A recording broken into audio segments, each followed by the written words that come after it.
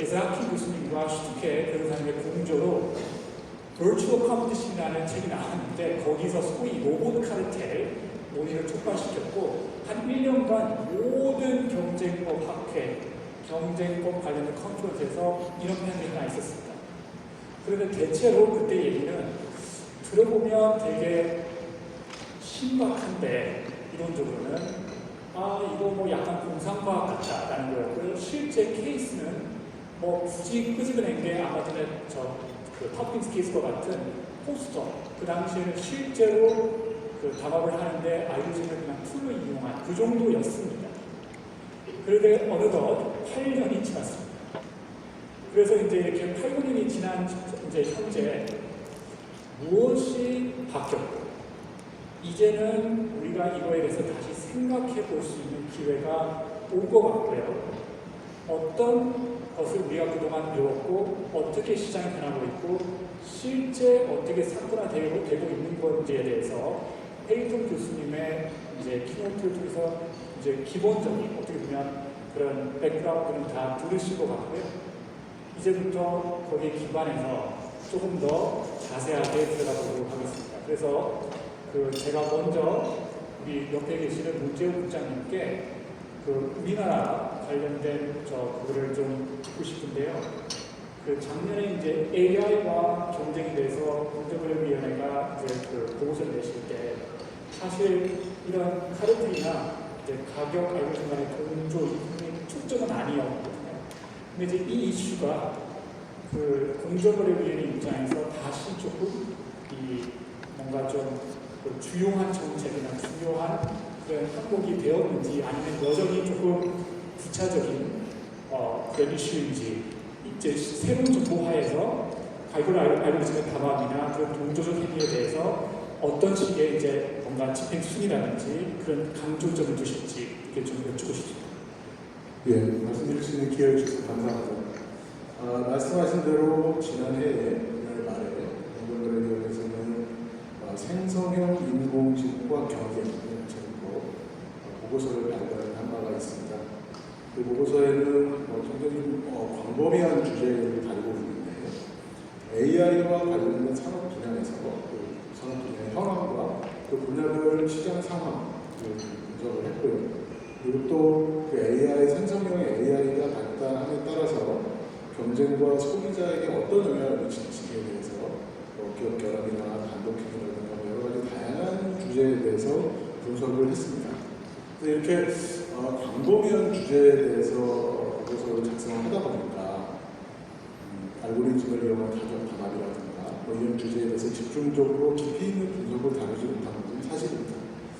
하지만 저희가 또 생각을 해보면 경쟁 당국의 입장에서는 AI나 알고리즘의 이용이 점차 시장에서 확산되고 있고 이게 좀 발전을 하고 있고 또 여러 가지로 또 이용도가 또 확산되고 있어서 이 미치는 영향에 대해서 가격 담합이라든가 이런 프라이싱 문제에만 집중해서 볼 수도 없는 그런 상황이 분명히 있습니다. 그래서 여러 가지 가능한 상황에서 가능한 우리가 파악할 수 있는 범위에 대해서 연구를 하고 또 법 집행을 하고 그렇게 되는 상황이 있어서 말씀하신 대로 저희가 가격 담합에 대해서는 알고리즘 프라이싱에 대해서는 조금 우선순위 뒤에 된다는 이런 부분은 전혀 없고요. 저희가 파악할 수 있는 사건이라든가 진행 상황에 따라서 저희가 그때 맞게 법 집행을 하고 있다 이렇게 설명을 드릴 수 있고요. 그런 차원에서 간단하게 아마 저희가 지난 몇 년간 공정거래위원회에서 법 집행을 한 알고리즘 관련해서 주된 사례를 한 두 가지만 설명을 드리면 먼저 검색 알고리즘을 이용해서 시장 지배력을 확산한 사례들이 한 두 가지가 있습니다. 하나는 네이버 사건인데요. 그 네이버 사건은 네이버는 쇼핑 검색 서비스를 제공하면서 동시에 스마트 스토어라는 이름으로 오픈마켓을 같이 운영을 하고 있습니다. 그 과정에서 쇼핑 검색 기능을 이용하면서 누군가가 어떤 상품을 내가 사고 싶은데 가격이 얼마인지 비교를 하고 싶다 그러면 가서 검색을 하면 되는데 검색 결과가 이렇게 리스트를 쭉 나오는데 그 리스트에서 네이버에서 운영하는 스마트 스토어에서 판매한 상품을 상단에다가 추현돼도 그렇게 알고리즘을 조금 그렇게 바꾸고 그렇게 이용을 했습니다. 그래서 그런 방법을 해서 원래는 검색 서비스에서 굉장히 시장 지배력을 갖고 있었고 스마트 스토어 분야에서는 이렇게 지배력이 강하지 않았는데 그런 식으로 알고리즘을 이용해서 하는 방식으로 해서 결과적으로는 스마트 스토어, 그러니까 오픈 마켓 분야에서도 시장 지배력을 확보하게 되는 그런 문제가 있었습니다. 그래서 저는 공정거래법을 위반한 것으로 판단하고 조치를 했고요. 또 하나의 사례는 택시 서비스인데요.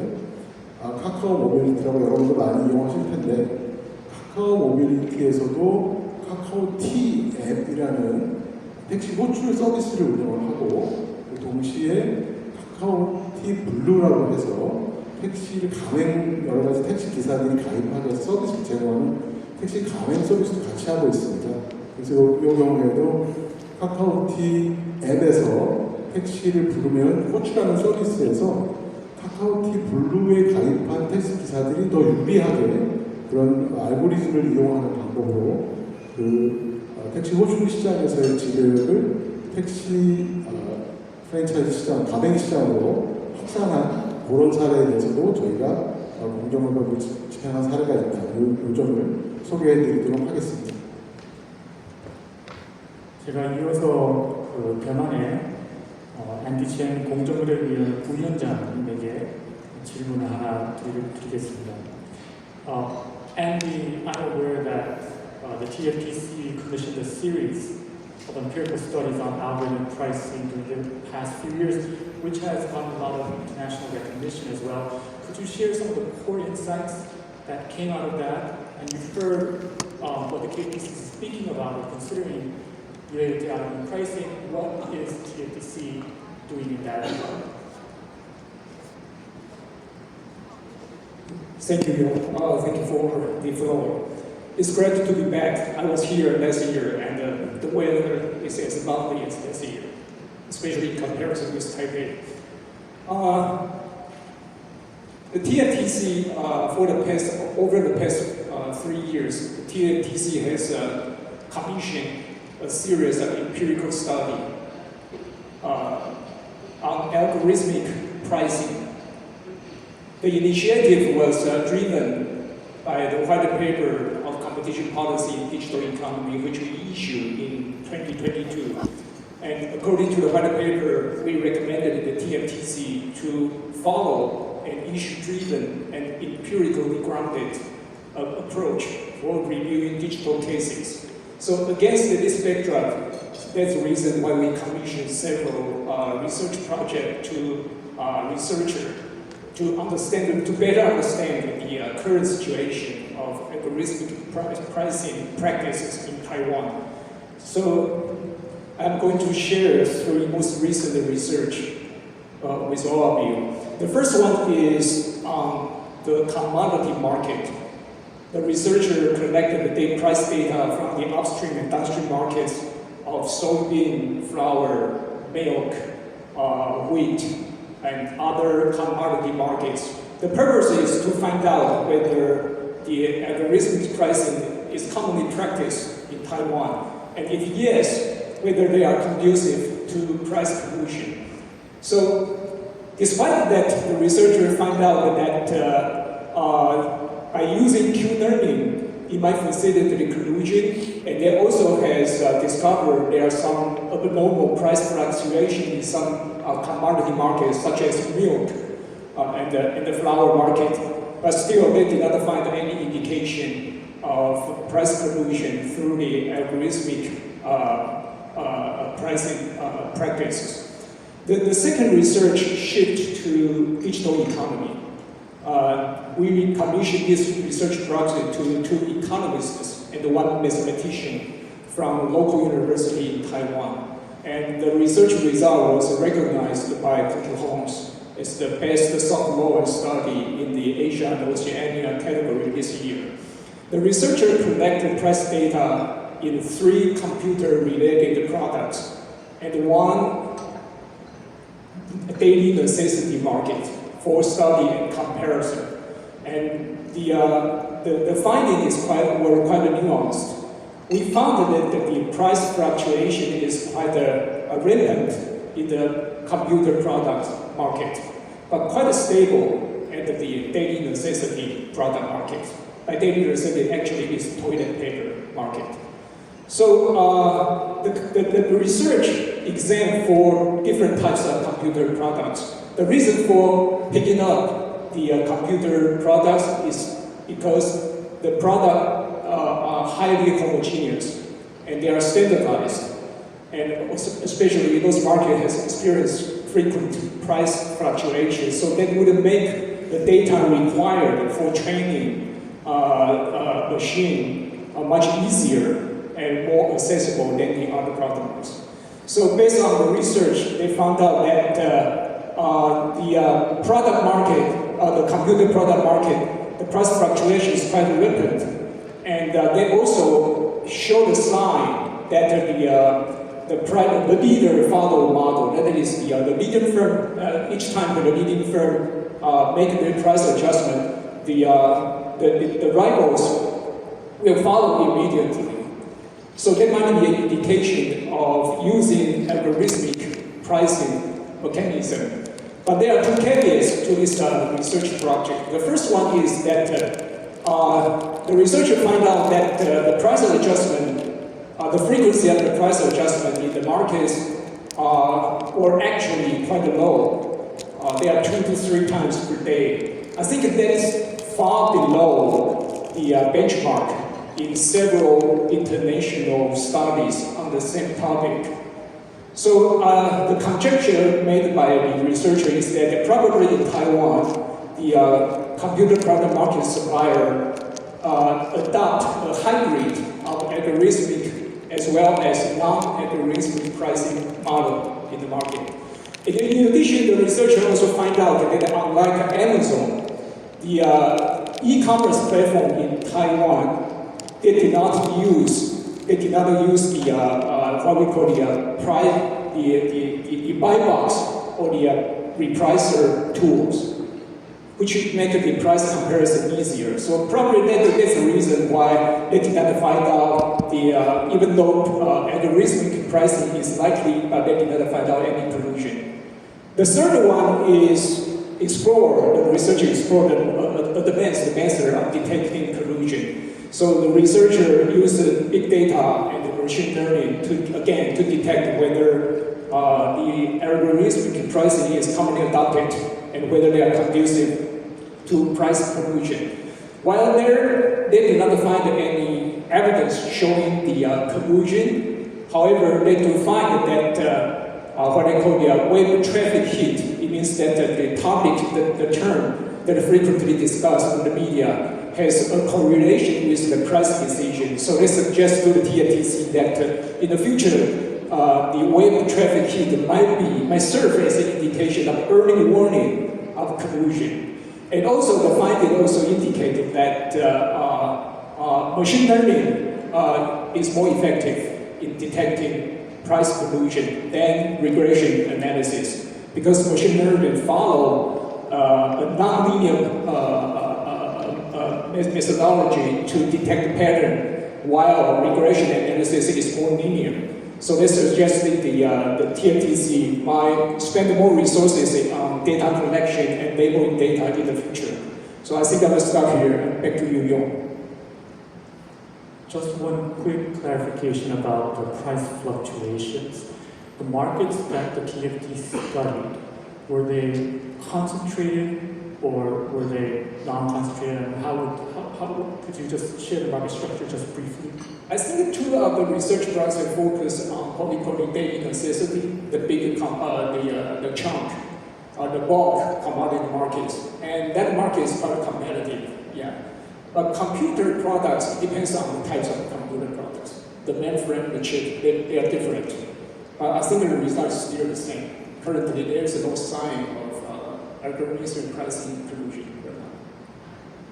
그 아시아의 두 나라에 대해서 들어보셨는데요. 이제 유럽으로 한번 가보겠습니다.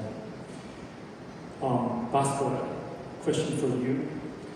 So in the EU, My understanding is that you basically have a categorical approach to regulating algorithmic pricing.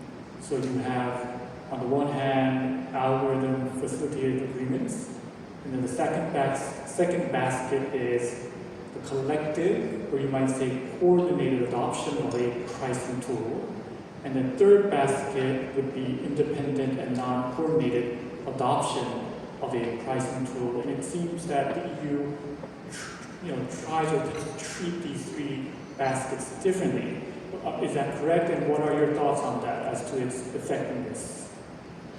Yeah, first of all, at the outset, I should say that at this moment, there has been no decision or judgment on algorithmic pricing or the use of algorithms, for example, to foreclose competitors yet. And then, as for the categorical approach, under Article 111 TFEU, yes, there is a categorical approach. So there's a restriction by object and restriction by effect dichotomy. That is the equivalent of the per se rule and the rule of reason under the Sherman Act, Section 1. And yeah, I focus on three scenarios to which, at this moment, Article 101 could apply. And I excluded the scenario that Professor Harrington referred to, which is the tacit collusion scenario. So, like many other competition rules, Article 101 at this moment cannot apply to tacit collusion outside perhaps merger control.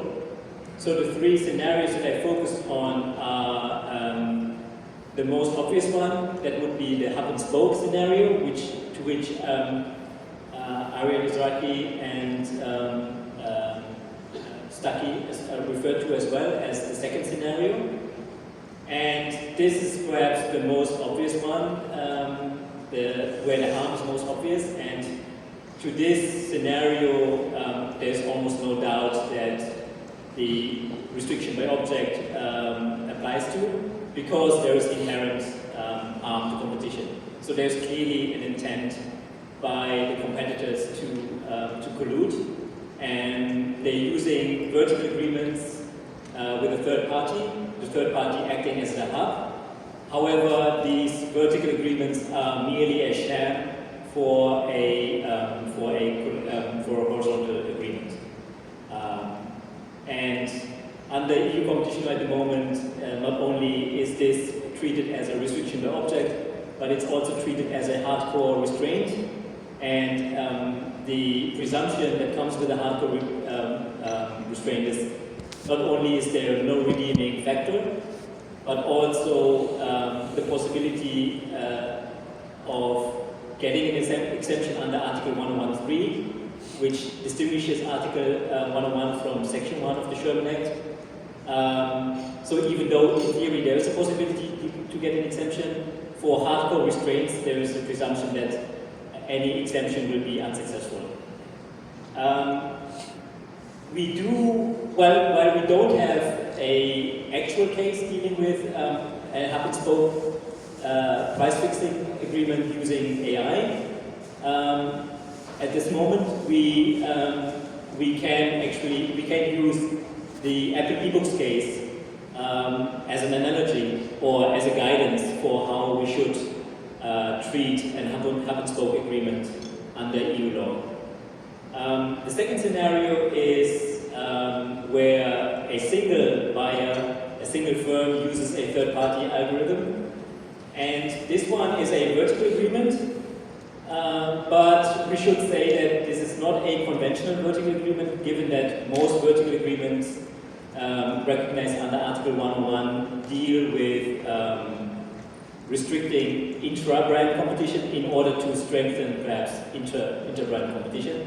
So the classical vertical restraints that are prohibited and severely prohibited are resale price maintenance and certain distribution agreements, such as export bans. So with regard to vertical agreements, there is the idea that vertical agreements are not as harmful as horizontal ones. However, under Article 101, as I just said, certain vertical agreements are treated as a restriction by object, such as reserve price maintenance and export bans. Now the question is, how should we treat a vertical agreement involving a third-party pricing algorithm? Given that in this case, it's not about the distribution of goods or service, it's about one firm supplying the other firm with data, or outsourcing its pricing decision to a third party. Nonetheless, given the potential for potential of pro-competitive effects, as mentioned by Professor Harrington, the pro-competitive effects of price discrimination, for example, we should treat these types of restraints as a restriction by effect. And indeed, if we look at legislation, then it seems as if the European Commission would treat such cases as on a case-by-case basis. That is confirmed also in the horizontal cooperation guidelines, but also in the vertical blocking central regulation. And then we come to the interesting scenario here, where multiple buyers use the same third-party pricing algorithm, but where there is no agreement amongst the buyers or the sellers. And in this case, given that there is no agreement between the buyers, the only sort of remedy that we have is to treat it as a stacking of several vertical agreements, where we look at the cumulative effect of the various agreements, and possibly here again the vertical agreements could have a horizontal effect. A scenario that maybe resembles this scenario is the use of most favored nation clauses, which we had a few years ago with hotel online bookings. And there the Commission refrained from using it, from treating it as a restriction by object. Instead, it's being treated as a restriction by effect. But the Commission also emphasizes that it looks at the cumulative effect of those restraints. So it does pay attention to how many of those contracts are in a given market, and also pays attention who are the sellers. So for instance, the size of the sellers will be then decisive. So for instance, if an online platform is involved, that would make a difference as to the involvement of a smaller firm using a third-party pricing agreement. 이제 마지막으로 국가로서는 일본을 다루고 그 다음에 조금 더 그 토론을 한번 진행해 보겠습니다. Masako, any thoughts about Bhaskaran's intervention on the categorical treatment from Japanese law perspective? And also, the JPC recently, I think, updated its guidance on antitrust compliance, which did include references to algorithm pricing. Could you briefly share your thoughts on those two points? Yes, thank you. Compared to the EU, so by the way, this is the framework that laid down, created by the JFTC study group on AI in 2021. And this is, as you mentioned, that there is a RASPA, this is self-driving algorithm. There will be no violation. Then the 2B part, so without agreement, as Professor Hamilton first described, it's extremely difficult to regulate that. And there's a category, the fourth category was carved out from the regulation. So it is now 4 years ago. So then back then, I was a part of the study group. Then back then, our understanding was that it is almost like science fiction, as you said, genuinely self-driving algorithm leading to corrosive price setting, won't happen that often. But then we learn more, we know, we have more knowledge about that possibility. But then the problem is that this framework is not only based upon the understanding, but also Japanese law. So going back to this one, so this is a Japanese legal basis. So not only the agreement, well, there is a slight difference from the agreement and what is required under Japanese competition law. Very similar to the U.S. Sherman Act Section 1, but the big difference between agreement and what's required under the Japanese law. But simply put, we need to, JFTC needs to establish agreement. And so that's first. Then second, this section, this provision only covers horizontal agreement.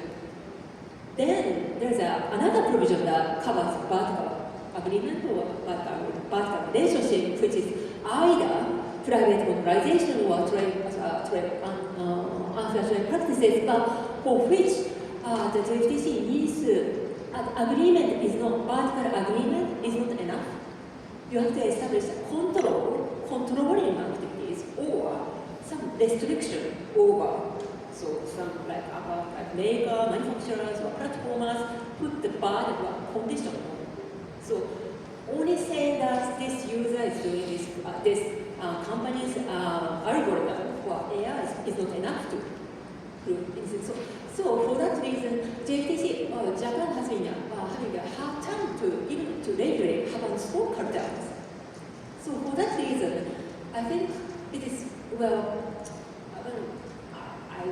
I may wish that Japan could regulate AI collusion like EU approach to, but it is very difficult. I mean, the amendment is necessary to do that. So what is happening now is that, but at least you see this is like no-go area, but there's some like cultural agreement facilitated by AI. So for that, JFTC is addressing through that mentioned that compliance program, survey, and giving a recommendation to the industry. This is, as I said, like more like consensus-based, but also like gradual approach. You don't, JFTC, Japanese government won't find the company like out of blue. You first deliver like some reports, guidances, alerts, and recommendations, and so this is, I guess this is the part of that this gradual process to get there.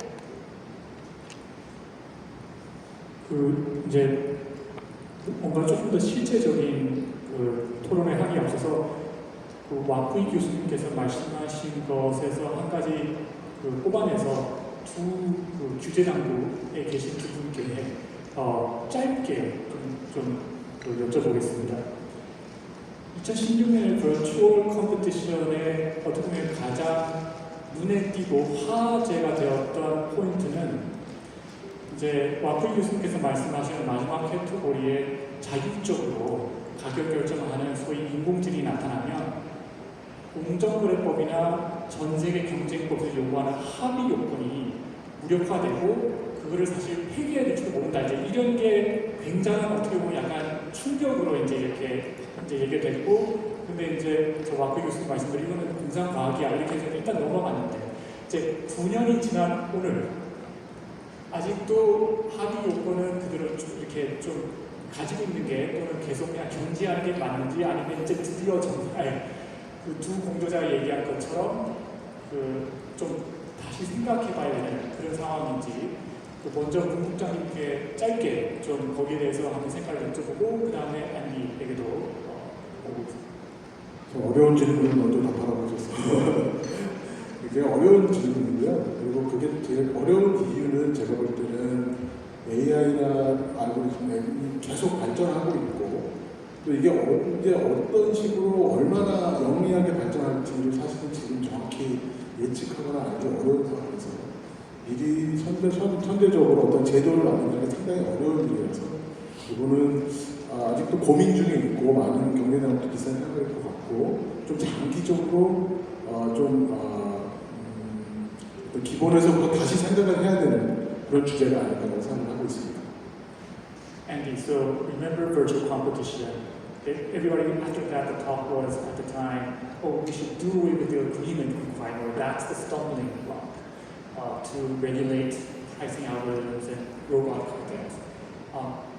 Do you think that's now correct 9 years down the road, or do you think still the agreement requirement is necessary, it's fundamental, and we should still stick with that?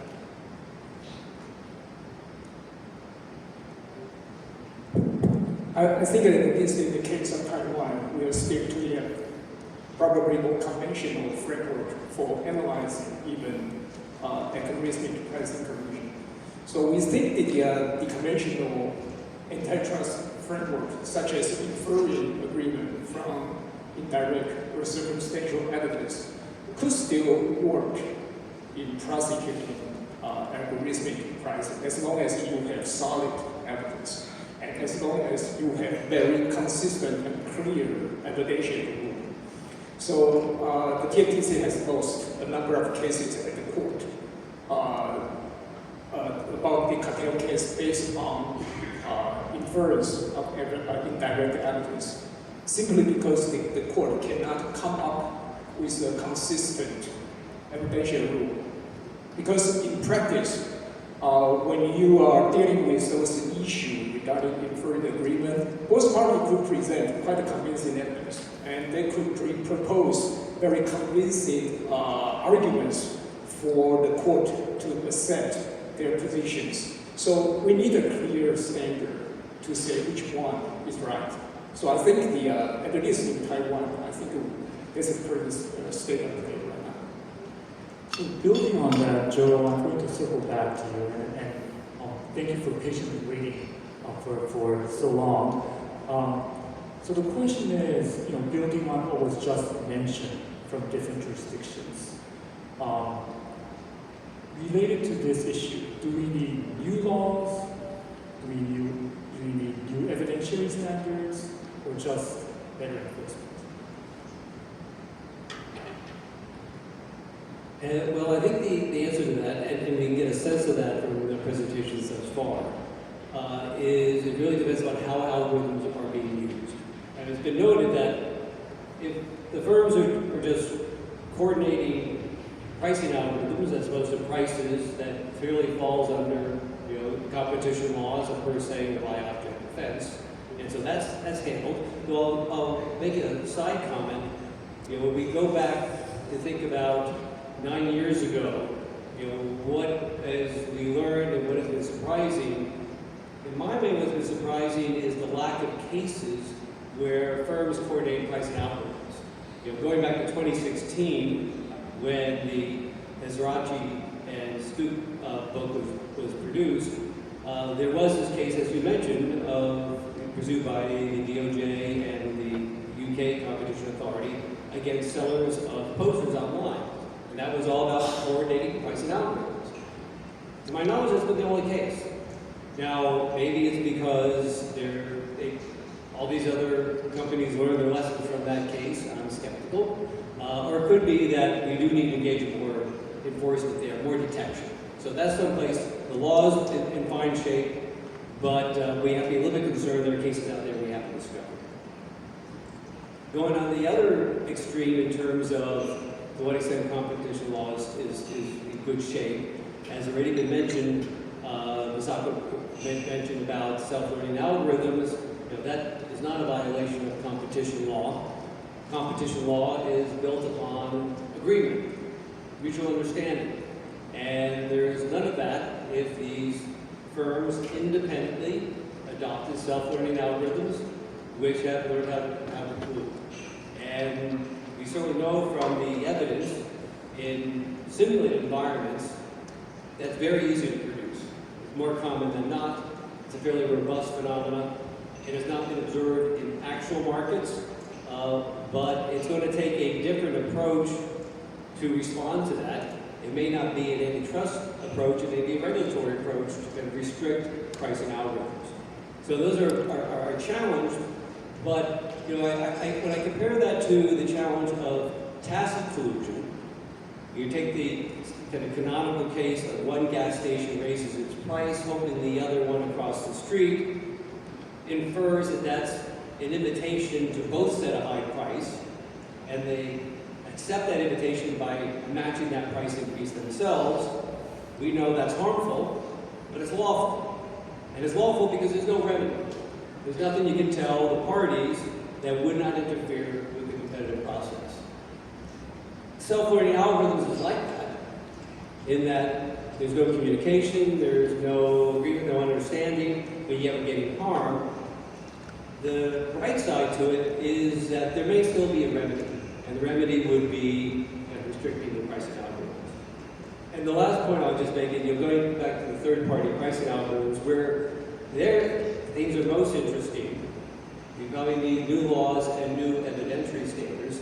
On the new laws, I'll just mention the whole issue of unilateral conduct by a third party that create harm that may be able to be treated as a concerted practice under EU law.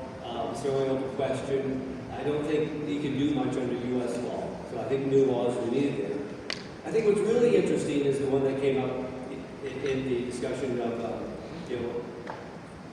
suppose there's, what does it take in terms of common awareness? You brought that up. That is, this is like a hub and spoke cartel. The hub is that supplier of a pricing algorithm. But it's different from the usual hub and spoke cartel in that the input is not some commodity that's just used in production. It's actually a price.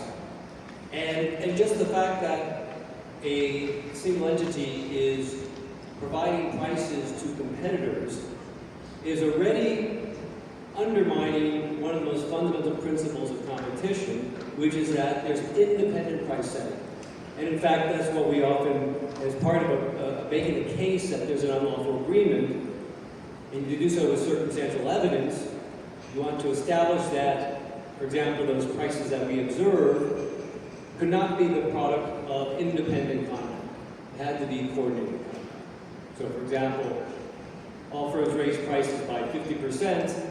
You could say that, well, that's not going to be in the interest of any firm to do so unless it anticipated other firms would do so, and thereby you get coordinated conduct. So here, I think the issue is that we probably want to put more of a burden on the third party than we would typically do so.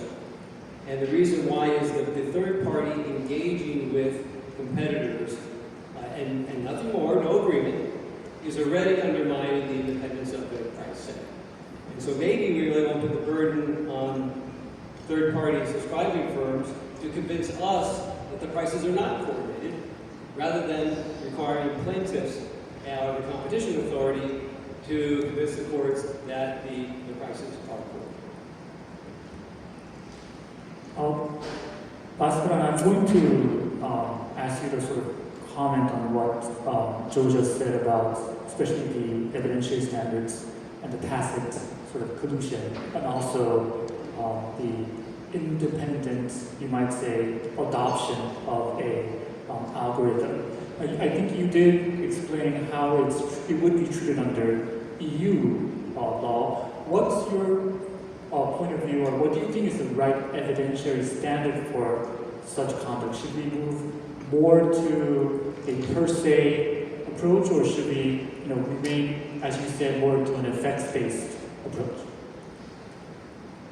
Yeah, so as I said before, even under Article 101, even restrictions by object could, in theory, be exempted under Article 113, so there's a difference to US law.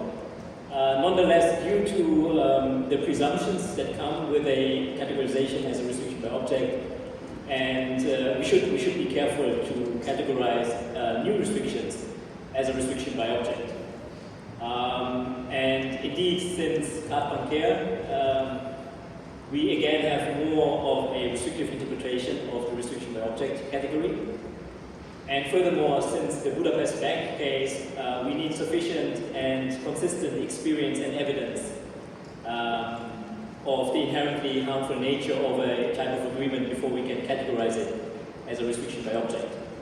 So given all of that, and given the potential pro-competitive effects of pricing algorithms, I think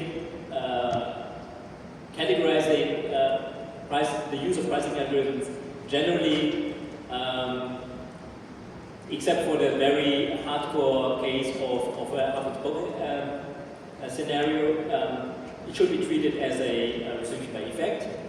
And that would actually shift the burden then to the defendant. So it would shift the burden to the bias, but also to the third party. And as Professor Harrington said, Professor Harrington spoke about the evidentiary, shifting the evidentiary burden to the third party. But not only should we shift that burden to the third party, but we should also ask then the third party to show us or show that the pro-competitive effects outweigh the anti-competitive effects. So I do think that the restriction by effect is the right category, but that there should be more of a guidance as to, or more of a similar as under US antitrust with the rule of reason and the quick look, that it might be that certain instances it's easier to establish a restriction by effect than in other cases, and that the burden shifting should become easier under new competition. Andy, I'm going to ask a question about an issue that Joe raised about independent price decisions. Generally, when there was parallel pricing, we said interdependent pricing, and then the plus factors kicked in, and then we would try to find tacit solution. The real underlying assumption was that the market structure was oligopolistic, or at least it was concentrated. Bhaskaran's slide had 5 parties. It could easily be 10, right? So now, should we rethink plus factors? Are we now going to say, oh, we don't care about market structure, we don't care? So in fact, it doesn't have to be interdependent as long as it's a third-party algorithm that everybody independently adopts. We're going to go for tacit collusion.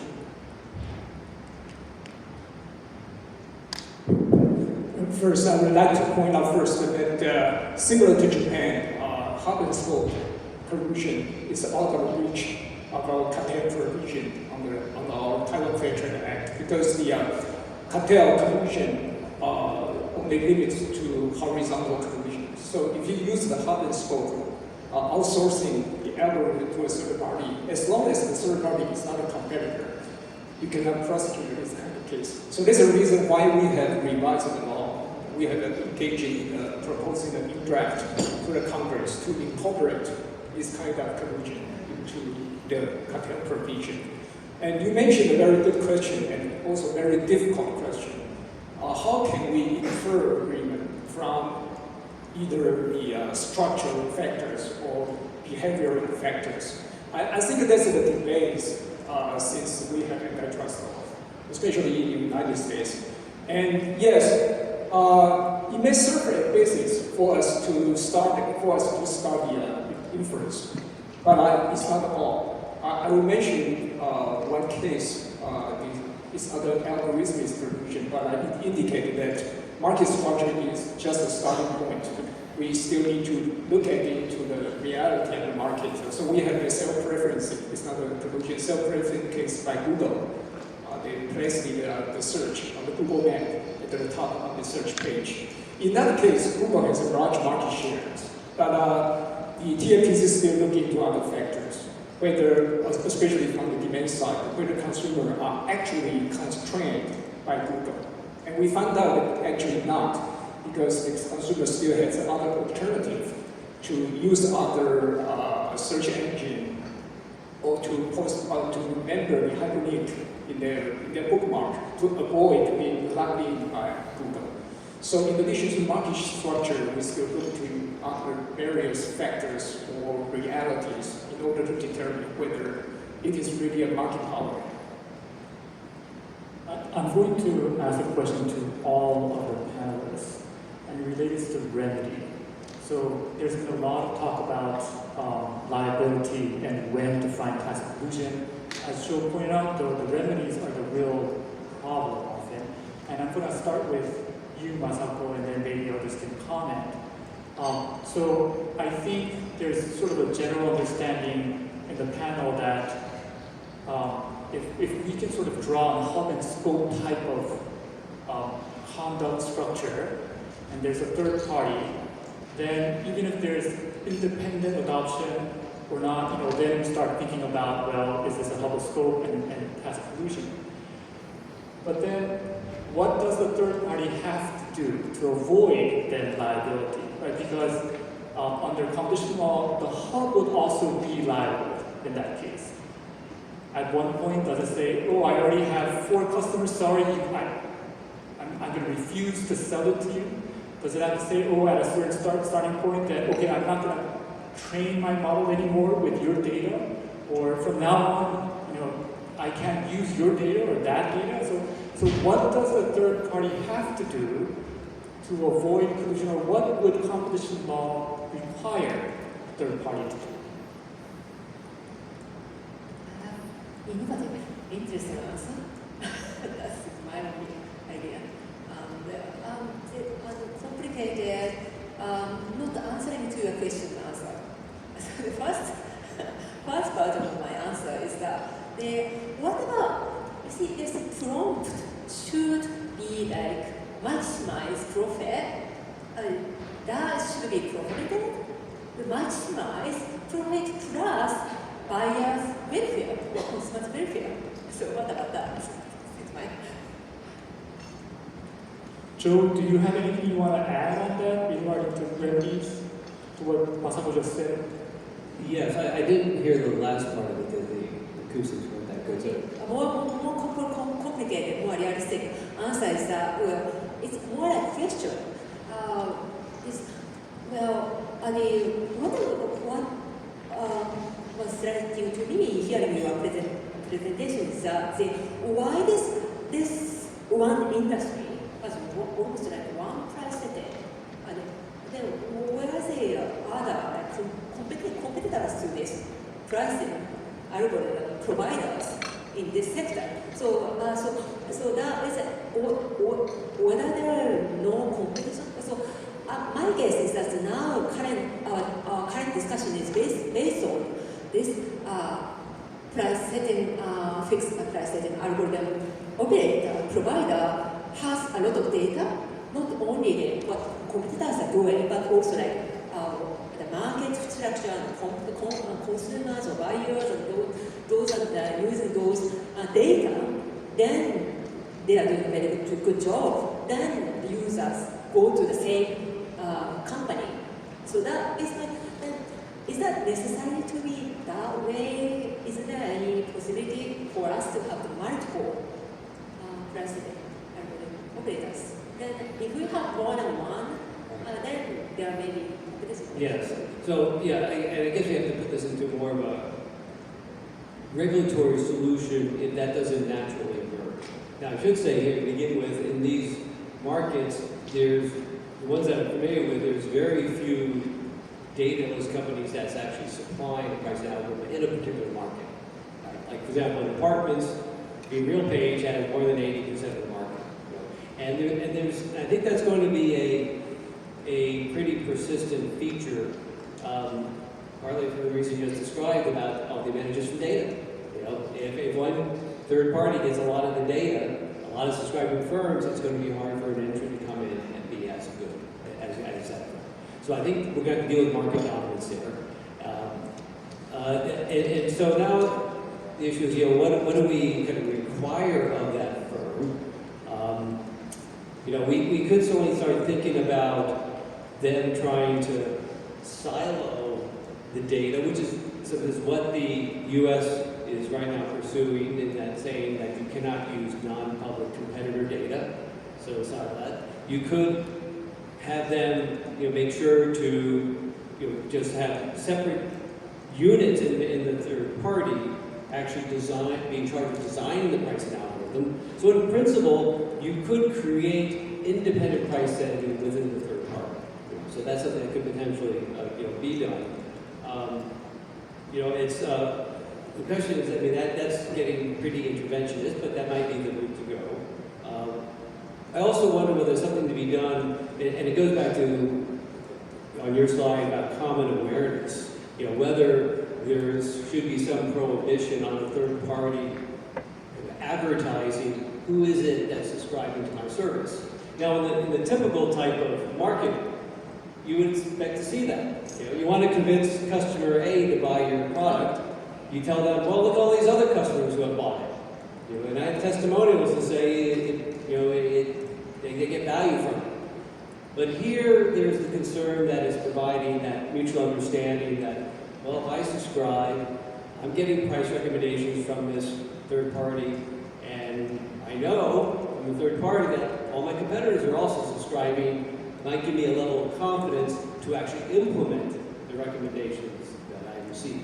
So maybe we want to basically say that if you start informing other firms, forming a firm as to who else is subscribing, well, that's circumstantial evidence supporting that you're trying to have coordinated conduct.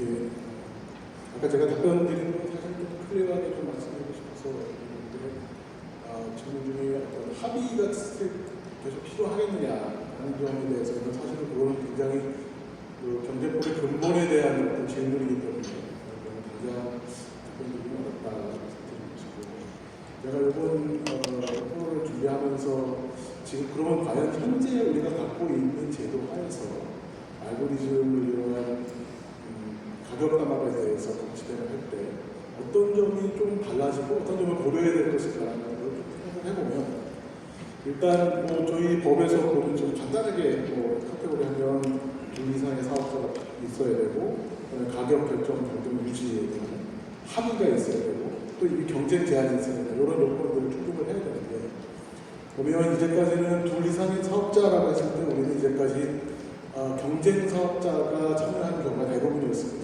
하지만 알고리즘 아까 허벤 스코크리 이런 걸 생각해 봤을 때 경쟁자가 아닌 사람과 같이 합의하는 경우도 우리가 많이 관심을 가지고 봐야 되겠다는 게 하나가 있고, 또 가격의 결정 유지 변경 그 자체에 대해서 합의를 하는 경우에 대해서 우리가 주로 법칙을 많이 했지만, 그 자체에 대한 합의는 없지만 다른 것에 대해 합의했지만 그 결과로서 가격의 결정 유지 변경이 되는 경우에 대한 법칙도 많이 일어날 것이다라는 생각을 하고 있고요.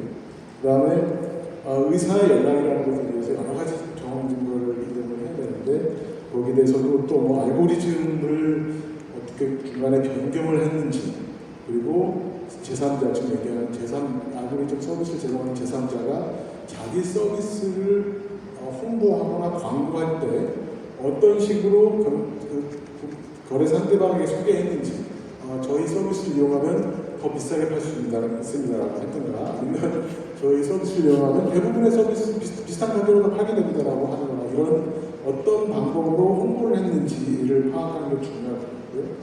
그런데 경쟁 제한성 관련해서도 한 포인트는 이 알고리즘을 이용했을 때 많은 정보의 교환이 발생을 하는데, 이제까지는 경쟁 제한적인 효과가 크지 않을 것이라고 생각되는 정보들, 예를 들면 과거의 정보, 횟수가 적은 정보 이런 것들이지만, 그렇게 경쟁 제한 효과가 크지 않을 거라고 생각했던 정보들을 교환해서도 알고리즘에 의해서 경쟁 제한 효과가 발생하는 경우가 충분히 생길 것으로 저는 생각을 합니다. 그래서 이런 여러 가지를 고려했을 때 전 세계 다른 경쟁 단계에서도 지금 현재 있는 법을 가지고 어떻게 알고리즘을 이용한 단어에 대해 대응할 것인가가 중요한 문제인 것 같고요. 거기에 대해서도 저희 공정거래위원회에서도 지금 공정거래 조정원하고 같이 협의를 해서 알고리즘과 담합에 대한 연구 용역을 진행하고 있고, 그리고 그것이 전 세계적으로 경쟁 당국이 진행하는 상황과 일맥상통하고 있다, 이렇게 생각을 하고 있습니다. 특정의 상황에서 지금 2분 남았는데 30초씩만 마무리 발언을 한번 들어보겠습니다. 특히 오늘 이제 패널 토론하고 난 뒤에 이거에 대해서 좀 더 들여다봐야 될 때 특히 좀 노력해야 할 부분이 뭔지를 좀 부탁드리면서 마치려고 하는데요. So 30 seconds each with the final 2 to 3 minutes that we have. Following today's discussion on the panel, what do you think are the most important points that we should focus on going ahead during the next couple of years at least with agentic AI coming with the developments that we are seeing right now? Joe, maybe if we could start with you. Certainly. Now, I do research on third-party pricing algorithms, so I feel like that's the most important one. But it is the one that's right now, it's the clear and present danger in the sense that it's creating harm. So I think developing remedies there is the greatest urgency. And then I think really on the self-learning algorithms, as that that's not a reality in markets, but if it does become a reality, we're kind of defenseless against it. And so I think we have to, it's well established that it can occur in the lab, and a lot more work going on there. We need to start thinking about possible regulatory solutions in the event that it actually migrates to Bhaskar? Yeah, I agree with Joe that with regard to third-party pricing algorithms, there might be a market failure, and there might therefore be reasons why we should introduce regulation. So perhaps the market for third-party pricing algorithms might be monopolized by one company, and then due to network effects and first-mover advantage. So if that's the case, and we want to introduce more competition in that market, we can call it that. I think there's no other way than to introduce regulation. Another issue that we should pay attention to as well is what if big platforms use not third-party algorithms, but their own pricing algorithms, and where a significant part of the market is then affected by pricing algorithms. Masako? Agree with my previous panelists. I'm able to see observation and studies more. Ultimately, I'd like to know how this precedent, when we talk about collusion, I think we are still thinking of it like one product, one price across the market. But is it still hold after like 5 years, like all personalized pricing, differentiated? So that's what I would like to continue or keep watching. Andy? Okay, from a legal perspective, I just mentioned we have a proposal draft of the new law, try to incorporate legislation that could accommodate the hub and spoke collusion. And other than that, the current law should be applicable to detecting and prosecuting algorithmic collusion. We also have an exemption article in our law, which would allow algorithmic pricing to apply for exemption if they are really efficiency enhancing. And from the economic perspective, I think there are 3 words: data, data, and data. Because I just mentioned, based on our white paper, we are going to continue to follow the issue-driven and empirical grounded approach, which tended to the rule of reason approach. So probably we need to more quality data to facilitate our labeling of data and to train machine learning in order to detect as early as possible the collusion from algorithmic pricing. Thank you. Combating collusion with algorithms. 국장님 마지막 발언 부탁드립니다.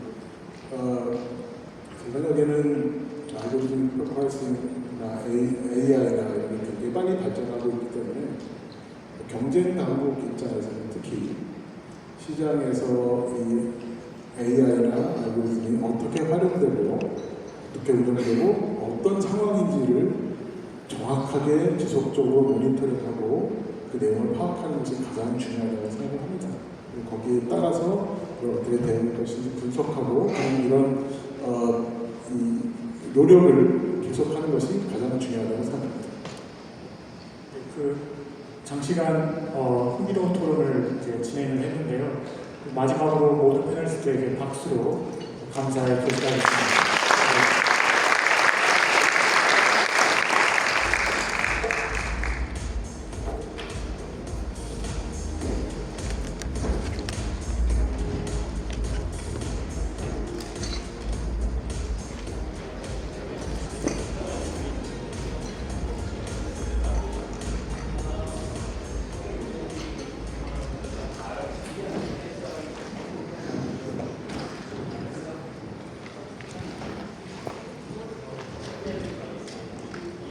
네, 어느덧 본 행사의 마지막 세션인데요. 마지막 세션에서는 AI 표준과 거버넌스를 주제로 펜실베니아 대학교 크리스토퍼 유 교수님, 그리고 저스틴 허비츠 교수님, 서울대학교 이병훈 교수님과 박상철 교수님, 미시간 대학교 니콜슨 프라이스 교수님을 모시고 라운드 테이블 토론을 진행하도록 하겠습니다.